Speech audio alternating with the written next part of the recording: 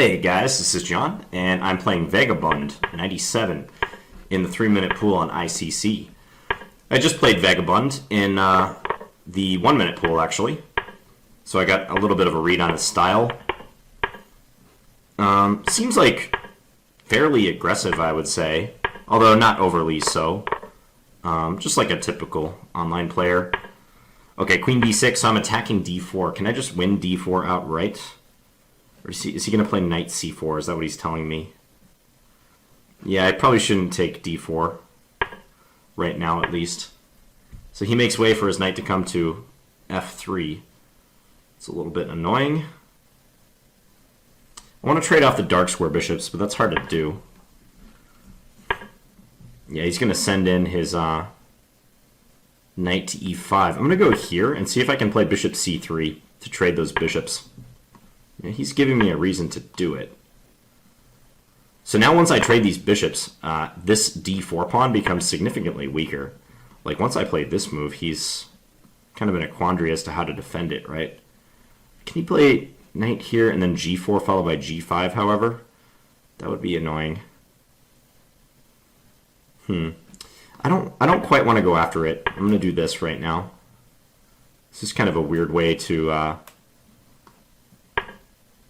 proceed. Like knight f5 was so natural, but I don't think knight f5 was very good right away. Okay, he goes back with his knight. So I've got all sorts of pressure coming at him here. I think he's going to be just losing a pawn now.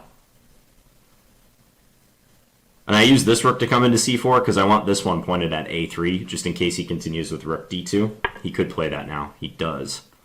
Okay, so what happens if I just take this? Let's just net that pawn. Yeah, and maybe bring this back. Is that necessary? Yeah, let's do it. This pawn is a goner on b4. I don't have to take it right away. So I figure let's just wait for a second. If I take here, is he going to go queen? Yeah, he's going to go queen c1. But that doesn't matter to me because I have my back rank covered. The back rank is just peachy. Yeah, this is fine. Just g6 now, maybe? Yeah. Rook c8 is not a big deal.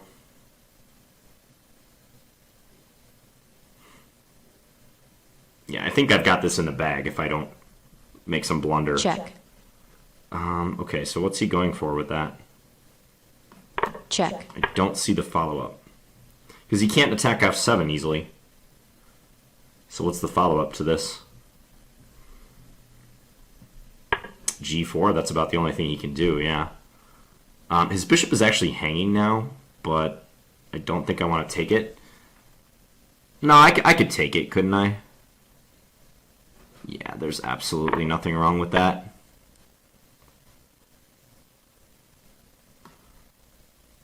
Okay, we'll just go here. So if he goes queen e8, I have knight d6, is what I'm saying. I can play rook c4 somewhere and just give the material back. That's kind of what I'm thinking will be good.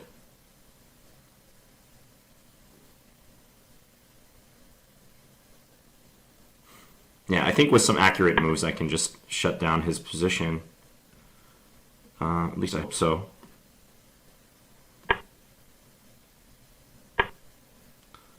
Yeah, now he's threatening knight d7. What do I do about that? Knight d7. This is only threatened, it's an annoying one. Ugh.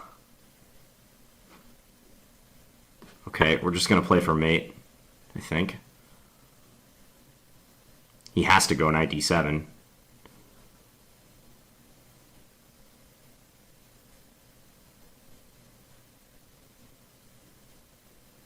Ugh. Problem is it might be good for him.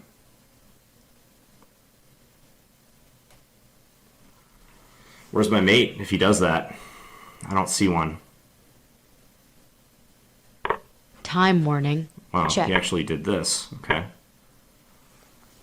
Check. Check. Check. Yeah, he's just going to be trying to, like, blitz me out now. Check. Okay, I'm going to try to eat his pawns. Check. It's my best chance. Check. Check. Check. Okay. Now I'm eating more pawns. Check.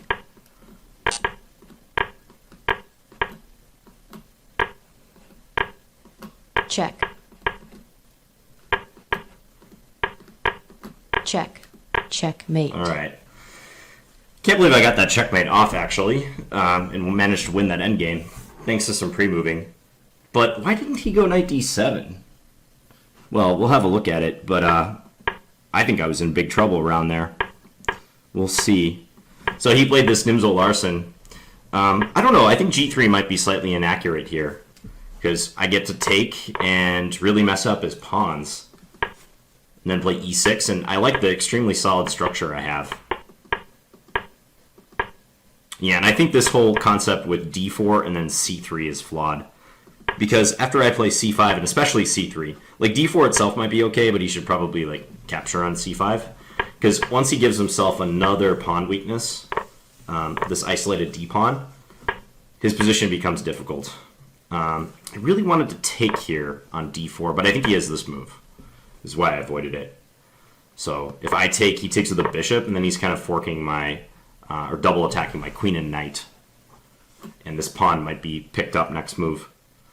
So that's why I didn't do that. I played rook c8, and then here, it's kind of annoying I had to allow him that resource, though, knight f3 to e5, because this knight will be like practically his only good piece here. Now, I wanted to exchange the dark square bishops, because otherwise it's hard for me to ever get at the d-pawn. Also, moving the bishop from d6 is nice, because I get knight f5 in, hitting d4, and maybe coming back to d6, as I did in the game. So I was able to utilize that square. Yeah, and this just came apart for him. Oh, yeah, small tactical detail. So right here, it appears I can just play knight f5, right? And just like, why not play that move? I guess he could play knight f3 if he wants to defend the pawn for now, but I saw that he might have this, and then after knight takes d4, g5, and if I move this knight, he has knight d7, forking my queen and rook. And I wonder if that checks out this piece of analysis. The engine says knight h4 is a good move here. Is taking a mistake? To take is a mistake, yes. So knight h4, and then if g5, knight e4. And if knight d7, queen c7. And if knight takes f8, queen takes f4, and black plays for the attack. Uh-huh. Yeah, unlikely I would have seen or gone for this had I played knight f5, but that's what the engine is saying. But I think rook fc8 is just a sensible move. And now here, my regret about this phase of the game is that I did not pick up the pace. So after I took on a3, I think I tried to play a little too carefully. Trying to avoid complications, missing easier chances. No, not missing easier chances. Just not playing like natural moves and trying to like overcalculate any perceived threats, right? Like almost getting scared of ghosts, really. So this was all fine though. It's just I'm burning clock time here. I played g6. Check. He came down with the rook. Check. So I've got about a minute left. He does have a minute advantage, but with this massive material edge, I should just be winning this no problem. Like, yeah, g4 is his only way to cause trouble in this position. Otherwise, he can't get at my weak f7 point because my knight covers the vital e8 and the d7 squares. So I wonder if there's an easier way to put him away after g4. Actually got a little weird. I wonder if there's just an easier way. I thought about rook c4, just to give back some material. Like, if he takes with the knight, I take with the pawn. I'm still hitting his bishop. And having gotten rid of his knight, because that queen-knight combo is deadly if it gets too close to my king and I can't do anything about it. So maybe rook c4 is the best move in this position. Let's just see what the engine thinks. Now it says rook takes h3 is fine. g5, knight g8. Yeah, I didn't see knight g8. Knight g8, queen d7, rook c3. Wow. So it's saying go knight g8, allow him to do this. That's fine. And then just like casually move your rook away. And after queen takes f7, he has nothing. Well, this looks a little scary to me. I mean, I would probably just dismiss something based on like some move like that, but I guess there's no mate and black's just winning. I don't know. It's so annoying when you're you're like, you know you're completely winning, and you know if you switch on the engine, it'll say you're completely winning, but like he has enough counterplay to give you trouble in a blitz game. I hate that feeling. But as a blitz player, you have to get used to that. So I took, he went g5, I played this, he went queen d7, I brought my knight back here, he went queen e7, okay, I played rook b1, but what is the problem with knight d7? I legitimately did not know what to do against that move. The engine says, okay, I was going to take on f1, and then check with my queen. Check. Because I didn't know what else to do. But yeah, the engine says this, and then I looked at this line. If he takes on h3, I do mate him. Checkmate. But if he just goes back now, right? Like queen or king g1 or f1? Let's say king g1. King g1, queen e1. Okay, so king f1 is better. Check. And we have a perpetual on our hands. It would be far too risky for him to come out here, I think. Yeah, so perpetual. Because that threat of queen f8 mate is so difficult to deal with. Yeah, and if I move my h-pawn trying to create luft, he has queen f8, king h7, knight f6. So I was kind of astounded that he passed up knight d7, actually. So my move, I think right here, even though the computer doesn't agree, I think rook takes h3 is a mistake in this scenario. I don't think that was a good move. I think I should have played, I should have played rook c4. That would have been an easier way to consolidate the win. Give back a little bit of material in exchange, but get rid of his super dangerous knight. I'm not afraid of his queen-bishop attacking combo. His bishop's not participating. But the queen-knight attacking f7, that's his only idea. I think I would play rook c4 if I could do it all over again. I know I would play rook c4 if I could do it over again.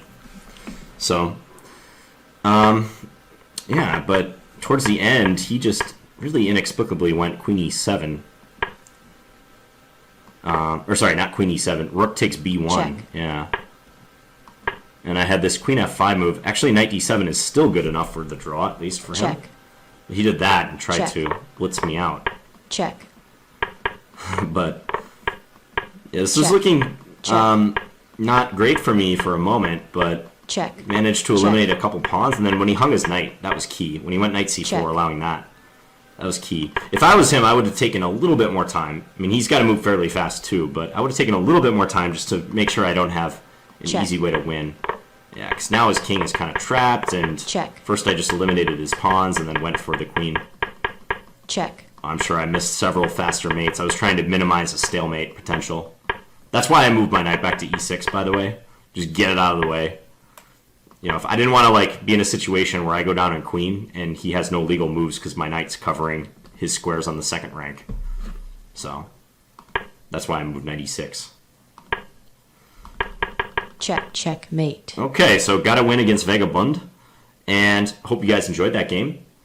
Please leave me any feedback in the comments if you haven't, and I'll be back tomorrow with another Blitz game. Thanks for watching, guys. Bye.